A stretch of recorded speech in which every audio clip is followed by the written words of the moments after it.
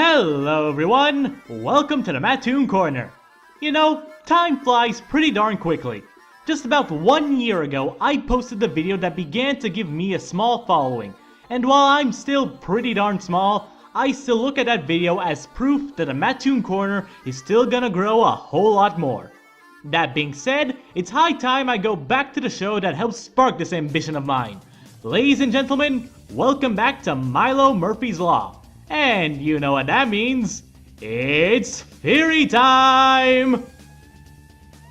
Created by veterans Dan Povenmire and Jeff Swampy Marsh, Milo Murphy's Law is one of Disney's best shows in a long while. Fresh off the success of Phineas and Ferb, Milo Murphy's Law takes place in the same universe, offering the same kind of zaniness from Phineas and Ferb, with a new coat of paint on top of it. Our main character, Milo, always seems to make Murphy's Law kick in whenever he's around.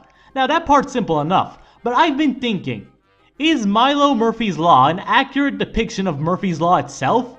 Is it the same Murphy's Law as defined by its original creator? I'm pretty sure we all know that Murphy's Law dictates that anything that can go wrong will go wrong.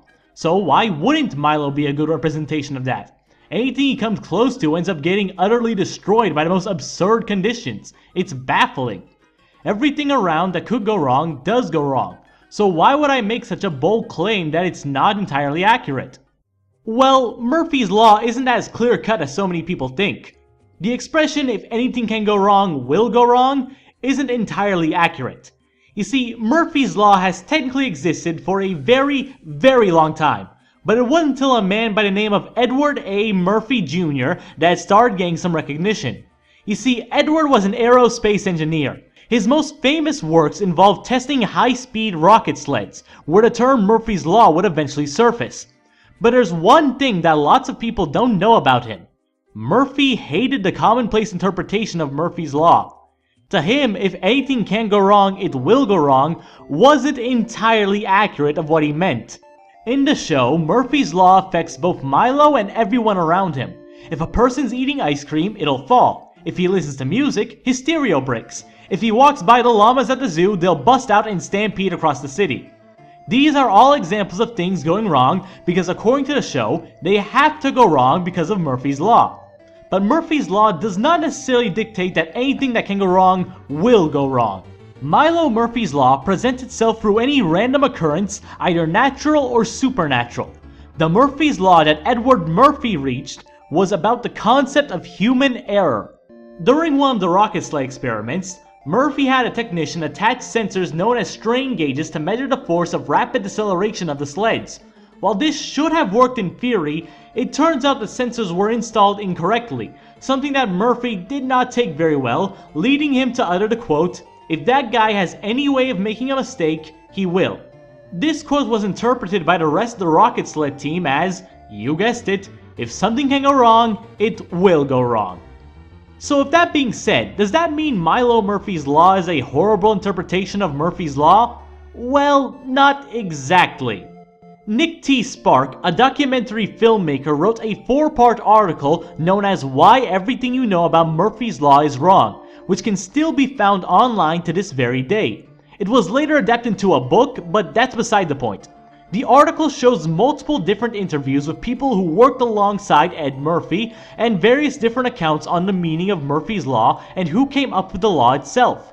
While the article is definitely worth reading, it's the final part that draws my attention the most, where Nick listens to a cassette tape of a radio interview of Ed Murphy himself getting asked about the law. Now, most people, the interviewer says, think that Murphy's Law goes like this. If anything can go wrong, it will. Is that right? Well, Murphy replied, I wouldn't say it's wrong. But how did you say it originally? The interviewer teased. About that way, but I wouldn't say that's exactly the words. Murphy retorted. I don't remember. It happened 35 years ago, you know. Okay, the interviewer conceded. But tell me the truth. Are you tired of being asked about it? No, said Ed Murphy just before signing off. I enjoy it. I make a lot of friends that way. Everybody likes to think that they have discovered a wonderful thing when they hear Murphy's Law for the first time. So while Murphy's Law as we know it might not exactly be the way it's supposed to be, Even then, it's not necessarily wrong either.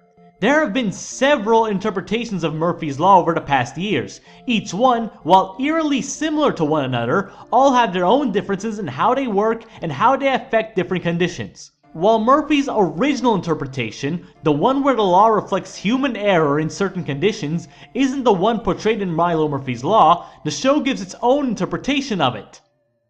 But even then, there's one thing that forbids me from calling it Murphy's Law. While bad things may happen to Milo, he still manages to work around the bad and make something good out of it. I know he's optimistic and pretty much prepared for anything, but if it was really the interpretation they're going for in the show, then, well, I don't think Milo should have even been able to survive one day. This interpretation states that anything and everything will go wrong. Not just things spontaneously combusting, not just pistachio carts rolling down the street, not just trees falling around, everything. Saving his friends, it would go wrong. Trying to fight pistachio monsters, it should go wrong. If it was really the kind of Murphy's Law the show tries to sell, then it wouldn't matter how much preparation Milo did, it wouldn't matter what he pulled out of that backpack, absolutely nothing should go his way. Quite frankly, he should be dead. Way to make things morbid, Mattoon. I'm just trying to be realistic here. As realistic as you can get in a show like this. If something that can go wrong will go wrong, then Milo shouldn't be able to make things go his way no matter what he does. Even if it is just a different interpretation, it doesn't fit any description of Murphy's Law out there. So basically, the Murphy family is lying to us about being affected by Murphy's Law. No matter what interpretation of it you use, it doesn't fit. Of course, I could be wrong, and everything I've said so far could just be a load of malarkey, but hey, it's theory time. Anything goes.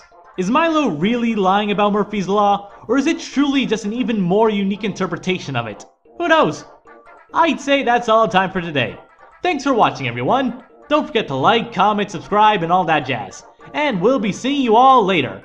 Until next time, everyone, and remember to be cool and be creative.